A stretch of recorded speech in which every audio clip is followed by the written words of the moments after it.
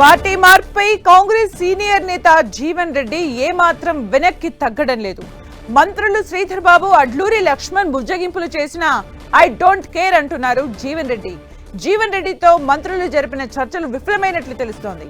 మంత్రులు ఎంత చెప్పినా జీవన్ రెడ్డి మాత్రం వెనక్కి తగ్గట్లేదు.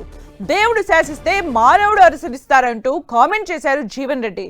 తాను ముందుగా అనుకున్నట్లుగానే ఈ నెల 25న అనుచరులతో చర్చించి భవిష్యత్తుపై నిర్ణయం తీసుకోబోతున్నట్లు మరోసారి ప్రకటించారు జీవన్ రెడ్డి.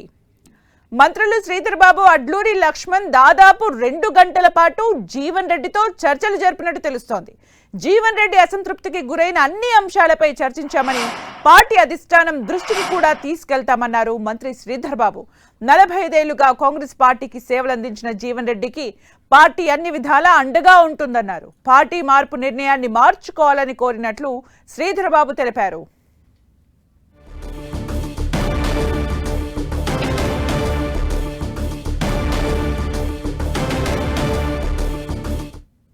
పార్టీ పరంగా ఇచ్చిన సూచనల మేరకు కానీ వారికి తెలియజేయడం జరిగింది ఏ నిర్ణయం తీసుకోవద్దని.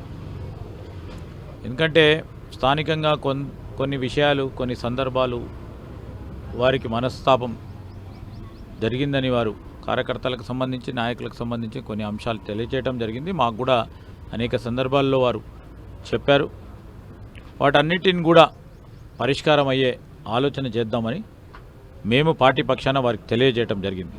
వారు చెప్పిన అనేక అంశాల విషయంలో తప్పకుండా వారు చెప్పే అనేక అంశాల విషయంలో కొన్ని సందర్భాల్లో న్యాయం జరిగే విధంగా చేసే ప్రయత్నం జరగలేదని మేము కూడా అప్పుడప్పుడు ఆలోచన చేస్తే తెలుస్తూ ఉంది. కానీ ఈరోజు అక్కడ ఉన్న పరిస్థితులు పట్టుకొని పార్టీ నిర్ణయం తీసుకొని లేకుంటే ప్రభుత్వం నిర్ణయం తీసుకుంటే వారు మనస్తాపానికి గురైనారు.